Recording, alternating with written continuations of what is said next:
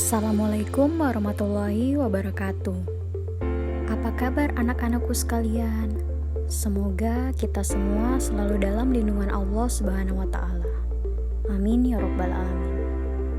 Baiklah, pada pertemuan kali ini kita akan membahas tentang materi prestasi yang dicapai keempat Khulafaur Rasyidin di masa pemerintahannya. Simak baik-baik ya isi videonya. Pencapaian atau prestasi pada masa Khalifah Abu Bakar Asy-Syiddiq. Yang pertama, membudayakan musyawarah yang lebih demokratis dalam pemerintahan dan masyarakat. Yang kedua, menumbuhkan loyalitas umat Islam dan tentara kepada pemerintah yang memberi dukungan atas semua kebijakan Khalifah.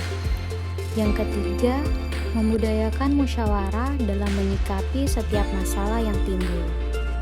Yang keempat, membangun pemerintahan yang tertib di pusat dan di daerah. Yang kelima, membangun militer yang disiplin dan tangguh di medan tempur. Yang keenam, keberhasilan menguasai wilayah Palestina, Yordania, dan Syria. Pasukan Muslim terus menyebarkan dakwah Islamnya. Yang ketujuh, berhasil menghalau gerakan Riddah serta berhasil memperluas wilayah Islam keluar Jazirah Arab. Yang kedelapan, pengumpulan lembaran atau syuhuf ayat-ayat suci Al-Quran yang berupa kulit kayu, tulang belulang, dan ada juga yang berupa tulisan di atas batu. Yang kesembilan, menyusun mushaf Al-Quran seperti yang dimiliki umat Islam sekarang. Dan yang kesepuluh, mensejahterakan rakyat secara adil dengan membangun Baitul Mal serta memperdayakan zakat dan infak. Pencapaian atau prestasi pada masa Khalifah Umar bin Khattab. Pertama, selama pemerintahan Umar, kekuasaan Islam tumbuh dengan sangat pesat. Islam mengambil alih Mesopotamia dan sebagian Persia dari tangan dinasti Sasanid dari Persia, serta mengambil alih Mesir, Palestina, Syria, Afrika Utara, dan Armenia dari Kekaisaran Romawi. Yang kedua, membentuk beberapa lembaga pemerintahan, diantaranya di bidang ekonomi, seperti mendirikan Baitul Mal, mendirikan Departemen Keuangan dan Pajak, menetapkan anggaran penerimaan dan pengeluaran negara. Yang ketiga, lembaga bidang sosial, mendirikan Departemen Pendidikan, Kehakiman, menunjuk Qadi sebagai ketua peradilan. Yang keempat, lembaga bidang keamanan, membentuk angkatan perang yang tetap dan teratur, membagi wilayah kekuasaan Islam. Yang kelima, memulai penanggalan Hijriyah di masa kekhalifahan Umar bin Khattab. Yang keenam, di tahun 638 Masehi, Umar memerintahkan untuk memperluas dan merenovasi Masjidil Haram di Mekah dan Masjid Nabawi di Madinah. Yang ketujuh, membangun kota-kota berikut, Bashrah dan Kufah. Yang kedelapan, pembersihan etnis Yahudi dari Jazirah Arab. Dan yang kesembilan, Umar bin Khattab pertama kalinya menyatukan umat Islam dengan satu imam dan sholat tarawih.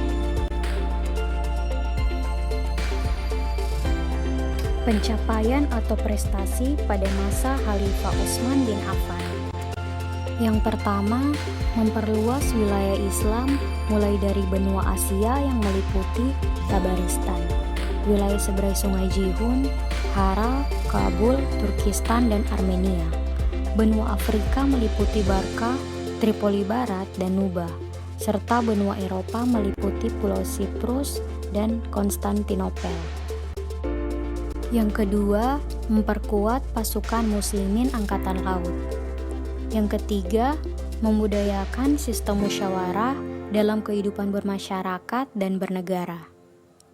Yang keempat, menyeragamkan cara membaca Al-Quran yang ditandai dengan penyusunan ayat-ayatnya dalam satu mushaf.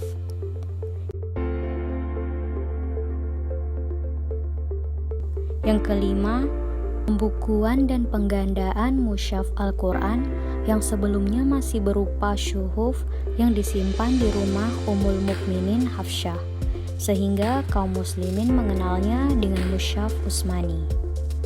Yang keenam, memperluas Masjid Nabawi di Madinah Al-Munawwarah. Yang ketujuh, membangun fasilitas umum. Dan yang kedelapan, menertibkan administrasi pemerintahan dengan deskripsi pekerjaan yang jelas. Pencapaian atau prestasi pada masa Khalifah Ali bin Abi Thalib. Yang pertama, saat menjabat sebagai Khalifah umat Islam, Ali segera memperbaiki sistem pemerintahan Islam, mulai dari mengganti para pejabat yang kurang cakap dalam bekerja. Hal tersebut dilakukan guna membuat sistem pemerintahan selanjutnya berlangsung dengan efektif dan efisien. Yang kedua, membenahi pengelolaan keuangan negara atau Baitul Mal dengan cara menarik kembali harta atau tanah para pejabat yang dihadiahkan oleh pemerintahan Utsman untuk kemaslahatan rakyat. Yang ketiga, mengembangkan ilmu pengetahuan dan peradaban. Yang keempat, mengembangkan kajian bahasa Arab menjadi sebuah kajian ilmu yang sistematis. Yang kelima, merumuskan kaidah-kaidah bahasa Arab yang sekarang lebih dikenal dengan nahwu atau ilmu tata bahasa Arab, dengan tujuan untuk mempermudah memahami bahasa Arab yang menjadi bahasa Al-Quran dan hadis. Dan yang keenam, Ali juga erat kaitannya dengan pembangunan kota Kufah yang dicanangkan sebagai pusat ilmu tafsir, ilmu hadis, serta ilmu pengetahuan lainnya. Sekian video pembelajaran kali ini. Semoga bermanfaat. Wassalamualaikum warahmatullahi wabarakatuh.